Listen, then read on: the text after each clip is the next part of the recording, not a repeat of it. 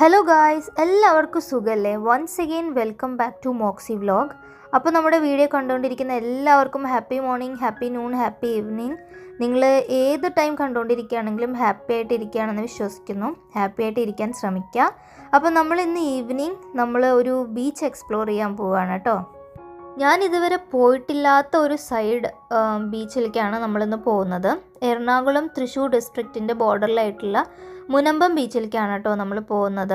അപ്പോൾ നമ്മുടെ പെരിയാർ നദി വന്ന് കടലിൽ സംഗമിക്കുന്ന ഒരു ബീച്ചാണ് മുനമ്പം ബീച്ച്. അവിടേക്കാണ് നമ്മൾ പോകുന്നത്. അപ്പോൾ നമ്മൾ ബീച്ചിലേക്ക് എത്തുന്നതിന് മുമ്പ് തന്നെ നിറയെ ചീനവലകളൊക്കെ വിസിബിൾ ആയിരുന്നു കേട്ടോ. അത് നല്ല രസമുണ്ടായിരുന്നു കാണാനായിട്ട്. നമ്മളിവിടെ എത്തുമ്പോൾ തന്നെ നമുക്കൊരു ചെന്നൈയിലെ തിരുവാൻമയൂർ ബീച്ച് സൈഡിലേക്ക് പോയ ആ ഒരു വൈബ് ഫീൽ ചെയ്യും കേട്ടോ. എനിക്കത് നന്നായിട്ട് ഫീൽ ചെയ്തായിരുന്നു. അപ്പോൾ ഇതാണ് കാർ പാർക്കിംഗ്. ഇവിടെ കാറ് നിർത്തിയിട്ട് നമ്മൾ ഇതിൽ കൂടെ ഇങ്ങനെ നടന്നു പോകാമെന്ന് വിചാരിച്ചു.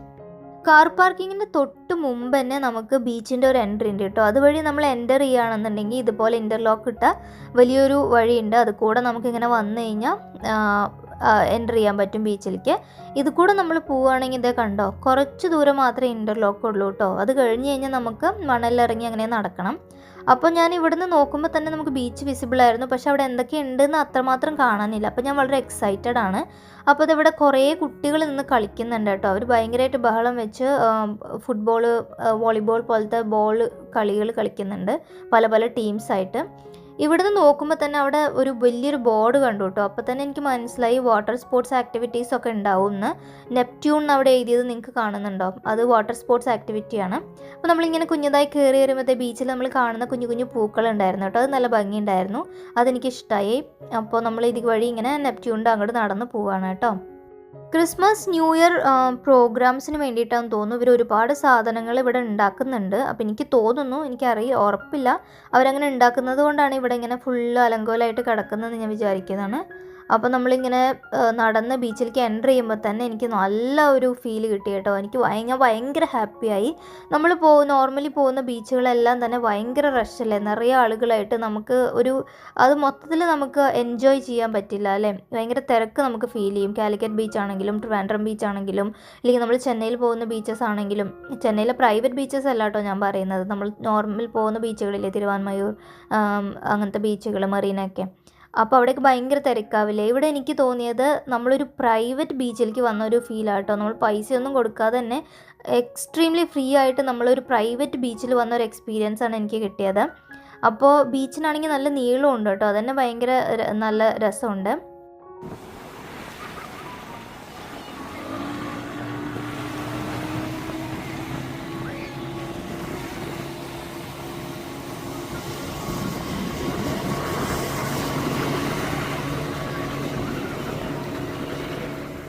ചുറ്റും കുട്ടികളുടെ ഹാപ്പി സ്ക്രീംസ് ആണ് കേട്ടോ. അതേപോലെ നോക്കി ഇവൻ കിടന്ന് തുള്ളി കളിക്കുന്നതുകൊണ്ടോ, വെള്ളം വരുമ്പോൾ അവൻ തിരിച്ചോടുന്നതൊക്കെ കാണാൻ നല്ല രസമുണ്ടായിരുന്നു. അപ്പോൾ എല്ലാ കുട്ടികളും വളരെ എക്സൈറ്റഡ് ആയിട്ടാണ് കേട്ടോ ഇവിടെ കളിക്കുന്നത് ഞാൻ കണ്ടത്. വലിയവർന്നോ അങ്ങനെ ഏജ് ഡിഫറൻസ് ഒന്നും ഇല്ലാതെ എല്ലാവരും എൻജോയ് ചെയ്യാണ്. ഹാപ്പിനെസ്സിൻ്റെ ഒരു സൗണ്ട് മാത്രമേ ചുറ്റും കേൾക്കുന്നുള്ളൂ. പിന്നെ നമ്മുടെ കടലിൻ്റെ സൗണ്ട് തന്നെ എത്ര സൂത്തിങ് ആൻഡ് കാമിങ് ആണെന്ന് ഞാൻ പറയേണ്ട ആവശ്യമില്ലല്ലോ. അപ്പോൾ ഞങ്ങളും ഇവിടെ കുറേ നേരം ഇങ്ങനെ വെള്ളത്തേക്കൊക്കെ ഇറങ്ങി. ഇവിടെ ഇങ്ങനെ ഒരു കല്ലുകളൊക്കെ കൂട്ടി വെച്ചിട്ടൊരു ഇതുണ്ടാക്കില്ലേ ഉള്ളിലേക്ക് ഇറങ്ങിയിട്ട്, അതുള്ളത് കൊണ്ട് തന്നെ ഇവിടേക്ക് അത്രയും വലിയ ടൈഡ്സും ഇല്ല, അത് മാത്രമല്ല അത്ര ആഴവും ഇല്ല എന്നാണ് പറയുന്നത്. അതുകൊണ്ട് തന്നെ ഇവിടെ ഒത്തിരി വാട്ടർ സ്പോർട്സ് ആക്ടിവിറ്റീസ് ഉണ്ട് കേട്ടോ. നമ്മൾ വിദേശത്തു നിന്നുള്ള ആളുകളും ഒരുപാട് പേരുണ്ടായിരുന്നു. അവർ നമ്മുടെ നാട്ടിൽ വന്നിട്ട് ഇതെല്ലാം എക്സ്പ്ലോർ ചെയ്യുമ്പോൾ നമ്മളും ഇതൊക്കെ എക്സ്പ്ലോർ ചെയ്യണ്ടേ? എത്ര ഫ്രീ ആയിട്ട്, എത്ര ബ്യൂട്ടിഫുള്ളായിട്ട്, എത്ര മനോഹരമായിട്ടുള്ള സ്ഥലങ്ങളാണ് നമ്മൾ കേരളത്തിലുള്ളതെന്ന് ഞാനിങ്ങനെ ഓർത്തു പോവുകയാണ്. പുറത്തെ കൺട്രീസിലുള്ളവർ അത്രയും പൈസ ചിലവാക്കി നമ്മുടെ നാട്ടിൽ വന്ന് ഇതെല്ലാം എൻജോയ് ചെയ്യുമ്പോൾ ഒരു 10 രൂപ അല്ലെങ്കിൽ 50 രൂപ മുടക്കി ബസ്സിൽ പോയി കഴിഞ്ഞാൽ നമുക്ക് ഈ കാഴ്ചകളൊക്കെ ഫ്രീ ആയിട്ട് കാണാം അല്ലേ. എന്ത് രസമുള്ള കാഴ്ചകളാണ്. നമുക്ക് തായ്ലൻഡോ അങ്ങനത്തെ പുറത്തെ കൺട്രീസിലേക്കൊന്നും ഒരുപാട് പൈസ കൊടുത്ത് പോകാൻ പറ്റാത്തവർക്കൊക്കെ ഇതുപോലത്തെ കാഴ്ചകൾ അതിമനോഹരമാണ്. എനിക്ക് തോന്നുന്നു നമ്മളെ വിദേശത്തുള്ള രാജ്യങ്ങളിലുള്ള അത്രയും തന്നെ ഭംഗിയുള്ള സ്ഥലങ്ങൾ നമ്മുടെ കേരളത്തിലുള്ളതായിട്ട് എനിക്ക് എപ്പോഴും തോന്നാറുണ്ട് കേട്ടോ. ഇത് കണ്ടോ, സർഫിങ് ചെയ്യാൻ വേണ്ടിയിട്ട് സർഫിങ് ഉണ്ടായിരുന്നു, ബോട്ട് ഉണ്ടായിരുന്നു, അങ്ങനെ വാട്ടറിൽ കൂടെ പോകുന്ന പല ആക്ടിവിറ്റീസ് ഉണ്ടായിരുന്നു കേട്ടോ. ഞാനതെല്ലാം കുറേ നേരം ഇങ്ങനെ നോക്കി നിന്നു, ഇവരെല്ലാം കളിക്കുന്നതെല്ലാം.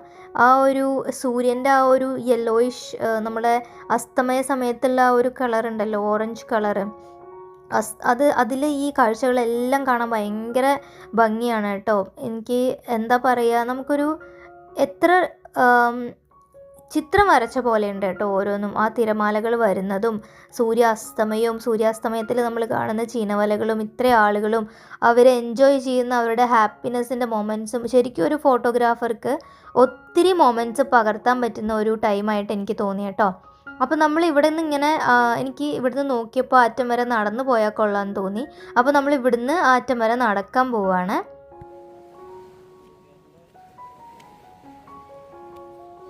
കുറച്ച് ദൂരം നടന്ന് മുന്നോട്ട് വന്ന് തിരിഞ്ഞു നോക്കിയപ്പോൾ ഞാൻ നടന്ന് വന്ന വഴി മൊത്തം എൻ്റെ ഫുട് പ്രിൻറ്റ്സ് കേട്ടോ. അപ്പോൾ എനിക്കിങ്ങനെ I want to tell the whole world that I'm leaving my footprints here അങ്ങനെ പറയണം തോന്നി. നല്ല ഭംഗിയുണ്ടായിരുന്നു. ഞാനിങ്ങനെ നടന്ന് നോക്കിയായിരുന്നു കേട്ടോ. ഇങ്ങനെ പെൻഗ്വിൻസൊക്കെ പോകുമ്പോൾ ഇങ്ങനെ മാർക്ക് ലീവ് ചെയ്യില്ല, അതേമാതിരി ഉണ്ടായിരുന്നു. That was so nice. അങ്ങനെ നമ്മൾ ഇവിടുന്ന് ദൂരെ നിന്ന് നോക്കിയപ്പോൾ നമ്മൾക്ക് അങ്ങോട്ട് പോകണമെന്ന് ആഗ്രഹമുണ്ട് കേട്ടോ. അവിടെ കുറേ ഇങ്ങനെ കല്ലൊക്കെ വെച്ചിട്ടുള്ള അവിടെ ഇല്ലേ, അപ്പോൾ ഇങ്ങനെ നോക്കിയപ്പോൾ നിറയെ കാക്കകളുണ്ട് അവിടെ. അപ്പോൾ അവിടെ ഈ ചെറിയ കക്ക ഉണ്ടാവുമല്ലോ, ഇങ്ങനെ കുഞ്ഞു ഞണ്ടുകൾ, ജീവികളെ തിന്നാൻ വേണ്ടിയിട്ടാണ് കേട്ടോ കാക്കകളിരിക്കുന്നത്.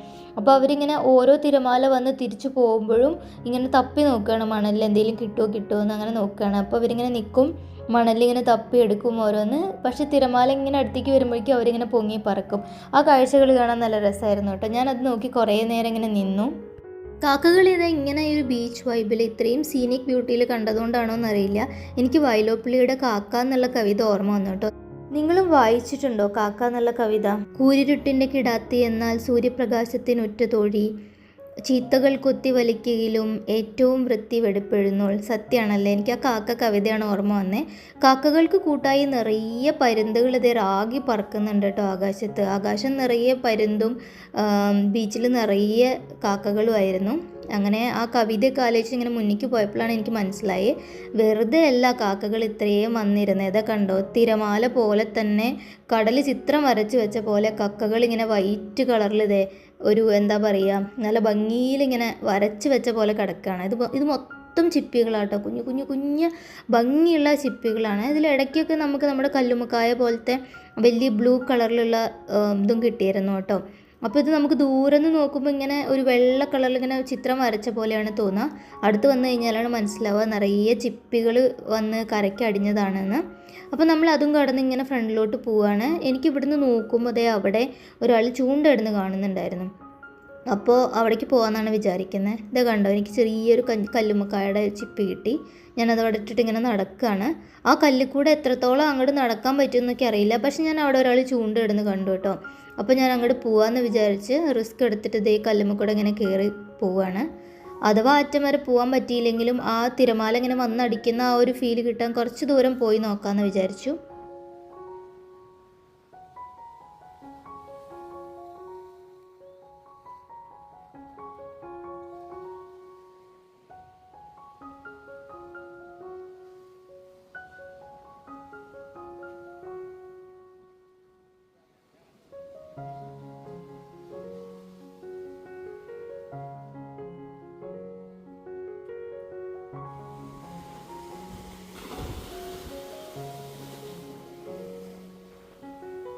നല്ല ഫോഴ്സിലെ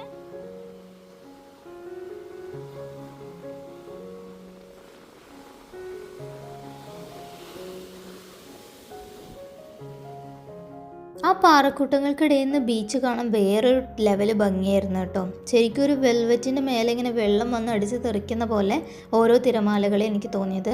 ഇത് ഇയാൾ കണ്ടോ അവിടെ നിന്ന് ചൂണ്ടിടുന്നത്, അവരെ കണ്ടിട്ടാണ് ഞങ്ങൾ അങ്ങോട്ട് പോകാമെന്ന് വിചാരിച്ച്. കുറച്ച് ദൂരം പോയി അവിടെ കുറച്ച് നേരം ഇരുന്ന് അങ്ങനെ അവിടുന്ന് ബീച്ചിൻ്റെ ഒരു നല്ല ഒരു വ്യൂ ആസ്വദിച്ചിട്ട് നമ്മൾ തിരിച്ചു പോകുന്നു. കണ്ടോ, വെൽവെറ്റിൽ വന്ന് വെള്ളം ഈ ചേമ്പിലയിലൊക്കെ വെള്ളം വീഴുന്ന പോലെ ഇങ്ങനെ വന്ന് കടലിനെ തിരമാലകൾ ഇങ്ങനെ തഴുകി ഇങ്ങനെ ഉണങ്ങി ഇങ്ങനെ വെള്ളം ഇങ്ങനെ വലിഞ്ഞു പോകുന്ന പോലെ തോന്നുന്നില്ലേ? അത് കുറച്ച് നേരം നോക്കിയിരിക്കാൻ നല്ല രസമാണ് കേട്ടോ. നമുക്കത് കരയെ നനയ്ക്കാതെ കടൽ വന്ന് തഴുകി പോകുന്ന ഒരു ഫീൽ കിട്ടും. അപ്പോൾ നമ്മൾ അവിടെ നിന്ന് തിരിച്ച് നടക്കുകയാണ്. നമ്മൾ ബീച്ചിൻ്റെ ഈ അറ്റം വന്നു, ആ കല്ലുമയൊക്കെ കയറി അവിടെയൊക്കെ കണ്ടു. ഇനി നമുക്ക് അങ്ങോട്ട് ആ ഒരു അതിനെന്താ പറയുക, പുള്ളിമുട്ട് അങ്ങനെ എന്തോ ആണ് പറയുക തോന്നുന്നു കേട്ടോ. ആ കല്ലുകൾ ഇങ്ങനെ അടുക്കി വെച്ചൊരു പാലം മാതിരി കടലിലോട്ട് ഉണ്ടാക്കിയിട്ടില്ലേ, അതിൻ്റെ അറ്റത്തായിട്ട് 2-3 ചീനവലകളുണ്ട് കേട്ടോ. ഇത് അടിപൊളി വ്യൂ ആയിരുന്നു. Correct sunset time. നല്ല ഭംഗിയുണ്ടായിരുന്നു. ഞാൻ ഒരുപാട് ആസ്വദിച്ചു. നമ്മൾ മനസ്സ് തുറന്ന് എൻജോയ് ചെയ്യുക എന്ന് പറയില്ലേ, അങ്ങനെ ഞാൻ എൻജോയ് ചെയ്തു കേട്ടോ. എനിക്ക് ഒത്തിരി ഇഷ്ടമായി. നമ്മളെ മനസ്സിലുള്ള എല്ലാ എന്താ പറയുക വിഷമങ്ങളും എല്ലാം നമ്മൾ കടലിലേക്ക് എന്താ പറയുക അങ്ങനെ ആ എനർജി, ഒരു വാട്ടർ തെറാപ്പി എന്നൊക്കെ പറയില്ലേ, അപ്പോൾ അതേപോലെ ഞാനിങ്ങനെ കുറച്ച് നേരം നിന്നിങ്ങനെ ഒറ്റയ്ക്ക് എൻജോയ് ചെയ്തു. പിന്നെ ഞാൻ ഒട്ടും ചെയ്യാത്തൊരു കാര്യമാണ് കേട്ടോ പട്ടം പറത്തുക. അപ്പോൾ ഇതെവിടെ വരെ കണ്ടോ, ഒരു ബട്ടർഫ്ലൈൻ്റെ പട്ടം പറത്തുന്നത് കണ്ടപ്പോൾ എനിക്കൊരു ആഗ്രഹം തോന്നി പട്ടം പറത്തിയാൽ കൊള്ളാമെന്ന്. ഞാൻ ആദ്യം പറഞ്ഞില്ലേ നമ്മൾ കാർ പാർക്കിങ്ങിൻ്റെ അവിടെ അല്ലാതെ ഒരു ബീച്ചിനൊരു എൻട്രി ഉണ്ട്, അതാണ് കേട്ടോ ഈ എൻട്രി. ഇതുപോലെ ഇൻ്റർലോക്ക് ഇട്ട വലിയൊരു ഇതിൽ കൂടെ നമുക്ക് വരാം. അപ്പോൾ എനിക്ക് അവരവിടെ പട്ടം പറത്തുന്നത് കണ്ടപ്പോൾ എനിക്കും പട്ടം പറത്തിയാൽ കൊള്ളാമെന്ന് തോന്നിയിട്ട് ഞാൻ ആ കടയിലുണ്ടോ നോക്കാൻ വേണ്ടി പോകുമ്പോൾ അവിടെ ഞാൻ കുറേ ചിപ്പികൾ കാണിച്ചു തന്നില്ലേ, ആ സാധനമൊക്കെ എൻ്റെ കാലുമ്പോൾ കുത്തി കയറി കേട്ടോ. കുഞ്ഞതായിട്ട് കുത്തി കയറിയുള്ളൂ, പക്ഷെ എനിക്ക് ചെറുതായി വേദനിച്ചു. അത് അപ്പോൾ അവിടെ കുറച്ച് നേരം സ്റ്റക്കായി.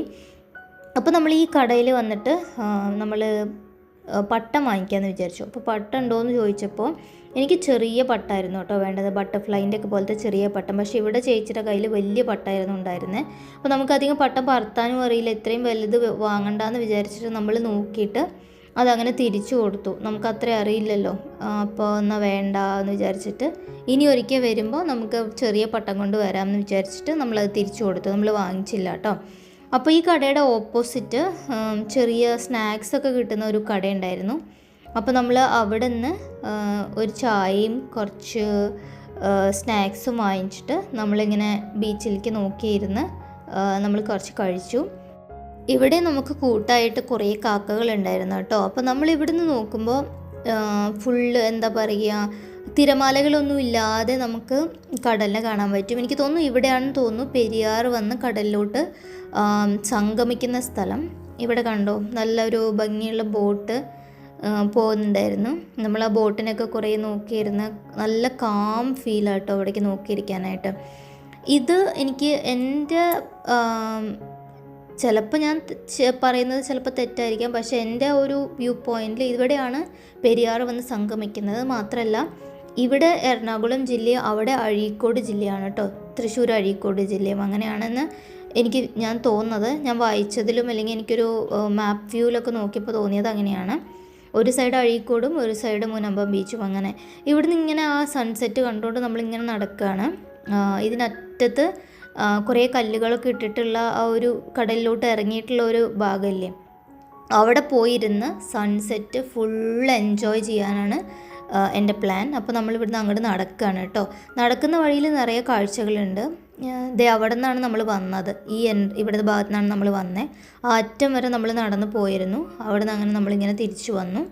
പോകുന്ന വഴിയിൽ നിറയെ ആളുകൾ പട്ടം പറത്തുന്നുണ്ട്, ചൂണ്ടയിടുന്നുണ്ട്.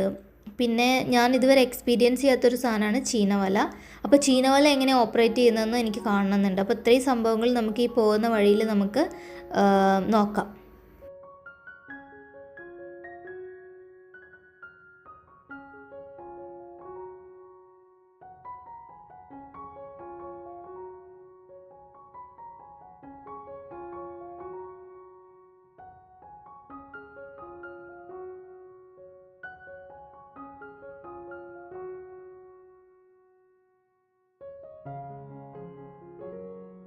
കുറച്ച് ദൂരം നടന്നപ്പോൾ ഇവിടെ കുറച്ച് പേര് ചൂണ്ടയിടുന്നുണ്ടായിരുന്നു. പിന്നെ ഇവിടെ ഇങ്ങനെ നോക്കിയപ്പോൾ ഇവിടെ നമുക്ക് ഇരിക്കാൻ പറ്റുന്ന ഒരു സെറ്റപ്പ് ഉണ്ട് കേട്ടോ.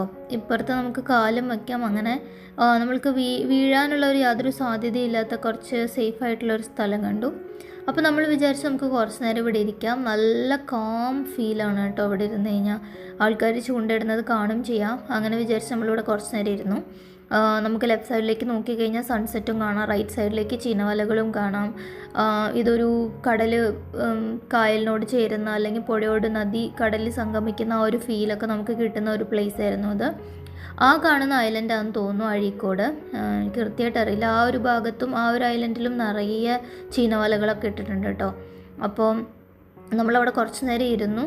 അങ്ങനെ ഇരുന്നിട്ട് പിന്നെ കുറേ കഴിഞ്ഞിട്ടാണ് നമ്മൾ നടന്ന് ഫ്രണ്ടിലോട്ട് പോയത്. അവിടെ ഇരിക്കാൻ നല്ല രസമുണ്ടായിരുന്നു. നിറയെ ആളുകൾ ഓരോരോ സ്ഥലത്തും ഇങ്ങനെ ചൂണ്ടയിടുന്നുണ്ടായിരുന്നു കേട്ടോ. ചിലർക്കൊക്കെ കുറേ നേരം ശ്രമിച്ചിട്ടാണ് ഓരോ മീനിനൊക്കെ കിട്ടുന്നത്. അപ്പോൾ അതിങ്ങനെ വലിച്ച് കയറ്റുന്നതും ചിലർ ചൂണ്ടയിടാൻ പഠിപ്പിക്കുന്നതൊക്കെ കാണുന്നുണ്ടായിരുന്നു. ആ ഒരു സൺസെറ്റിൻ്റെ ആ ഒരു ഫീലിൽ അവരെ കാണുമ്പോഴുള്ള ഒരു ഇത് ആലോചിച്ച് നോക്കിയാൽ നല്ല രസമല്ലേ. അപ്പോൾ ഓരോ ജീവിതങ്ങളും ഓരോ കാഴ്ചകളും ഓരോ എക്സ്പീരിയൻസും എനിക്ക് നല്ല ഇഷ്ടമായി ഇതൊക്കെ എക്സ്പീരിയൻസ് ചെയ്യാനായിട്ട്. അപ്പോൾ ഇവിടെയാണ് നമ്മൾ ഇരുന്നത്. അങ്ങനെ സൺസെറ്റ് കുറച്ച് നേരം ഇങ്ങനെ കണ്ടിരുന്ന് സൂര്യാസ്തമയം ഇങ്ങനെ നോക്കിയിരിക്കുകയാണ് നമ്മൾ. ആ ഒരു സൺസെറ്റ് കാണുന്ന തന്നെ നമുക്ക് നല്ലൊരു എന്താ പറയുക, ഒരു കാമിങ് ഫീലിംഗ് അല്ലേ. നമ്മളെ ടെൻഷനൊക്കെ കുറഞ്ഞു വരുന്ന പോലത്തെ ഒരു ഫീലല്ലേ. അപ്പോൾ നമ്മളിവിടെ ഇങ്ങനെ ഇരുന്ന് ഈ കാഴ്ചകളൊക്കെ ആസ്വദിച്ച് മുന്നോട്ട് നടക്കുകയാണ്. അപ്പോൾ മുന്നോട്ട് നടക്കുമ്പോൾ ലെഫ്റ്റ് സൈഡിൽ 2-3 ചീനവലകളുണ്ട് കേട്ടോ. അപ്പോൾ നമ്മളിത് അങ്ങനെ ഓപ്പറേറ്റ് ചെയ്യുന്നത് കണ്ടിട്ടില്ല. അപ്പോൾ അവരങ്ങനെ ഇടയ്ക്കിടയ്ക്ക് പൊക്കുന്നതും താഴ്ത്തുന്നൊക്കെ ഉണ്ടായിരുന്നു. അപ്പോൾ 2-3 മീൻ വീഴുമ്പോൾ തന്നെ അവരതിനെ കുറച്ച് പൊക്കി വയ്ക്കും. നടുവിലത്തെ ഭാഗം മാത്രം പൊക്കില്ല. എന്നിട്ട് അതിൽ നിന്ന് അവിടെ നിന്ന് നടന്ന് വന്ന് അവർ ആ കയറ് വെച്ച് അതിനെ വലിച്ച് ഒരു നെറ്റ് വെച്ച് അതിലെ ഫിഷിനെ എടുത്തിട്ട് പോകും കേട്ടോ. അപ്പോൾ നമ്മൾ നോക്കുമ്പോൾ അവർക്ക് ഒരുപാട് മീനൊന്നും കിട്ടുന്നൊന്നുമില്ല, 1-2 മീനൊക്കെ ഉള്ളൂ. അപ്പോൾ ഇതുകൊണ്ട് എന്താ ലാഭം എന്ന് ഞാനിങ്ങനെ ചിന്തിച്ചു. പക്ഷേ മേ ബി ചില സമയത്ത് ഒരുപാട് മീൻ കിട്ടുമായിരിക്കും, അതുകൊണ്ടായിരിക്കണമല്ലോ അത് യൂസ് ചെയ്യുന്നത്. അപ്പോൾ ഞാൻ ഈ ചീനവലയുടെ ഓപ്പറേഷനൊക്കെ ഇങ്ങനെ നോക്കുമായിരുന്നു, എങ്ങനെ അവരതങ്ങനെ ഓപ്പറേറ്റ് ചെയ്യുന്നതെന്നൊക്കെ. മുഴുവനായിട്ട് ചിലപ്പോൾ ഇങ്ങനെ പൊക്കി നിർത്തി കഴിഞ്ഞാൽ കാക്കകൾ ഇവരവിടെ നിന്ന് നടന്നെത്തുമ്പോഴേക്കും തന്നെ മീനിനെ എടുത്തുകൊണ്ട് പോകുമല്ലോ. അതുകൊണ്ടായിരിക്കും കുറച്ചിങ്ങനെ താഴ്ത്തി നിർത്തിയിട്ട് അവർ ചെന്ന് ആ കയറ് വലിച്ച് ഇതെങ്ങനെ നിങ്ങൾക്ക് നോക്കിയാൽ അതിങ്ങനെ വലിച്ച് അടുപ്പിച്ചിട്ട് അവരെ കയ്യിൽ ചെറിയൊരു ഒരു ബട്ടർഫ്ലൈ നെറ്റില്ലേ, അതുകൊണ്ട് അവരങ്ങനെ ആ മീനിനെ എടുക്കുകയാണ് ചെയ്യുന്നത്. നിങ്ങൾ കണ്ടു നോക്കൂ.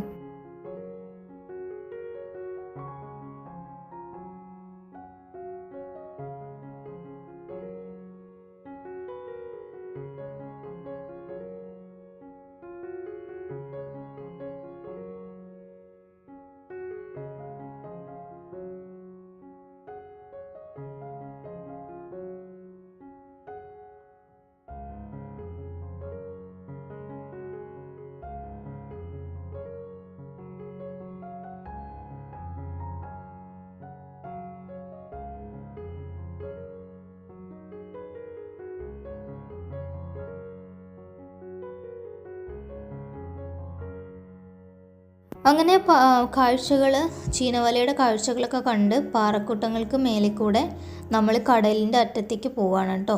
കടലിലോട്ട് നീണ്ടു നിൽക്കുന്ന ഈ പാറകൾ കൂട്ടിയുണ്ടാക്കിയ സ്ഥലം വഴി നമ്മൾ അറ്റത്ത് പോയി നമുക്ക് ഇരിക്കാൻ പറ്റും. അപ്പോൾ സൺസെറ്റ് നമുക്ക് വ്യക്തമായിട്ട് കാണാം.